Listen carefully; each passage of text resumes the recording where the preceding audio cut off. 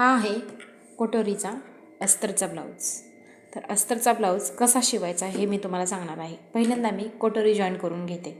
तर चला आपण पुढे बघूया.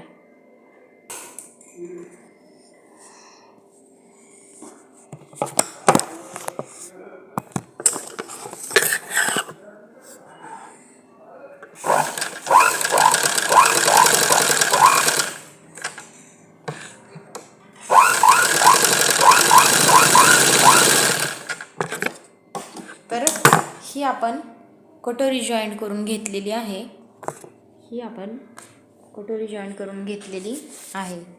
ही एक कटोरी आणि ही दुसरी कटोरी, अशा दोन्ही कटोऱ्या जॉईन करून घेतल्यात. उरलेलं हे कापड, जे कापड हे जे कापड उरतं ना, ते कट करून घ्यायचं आपण.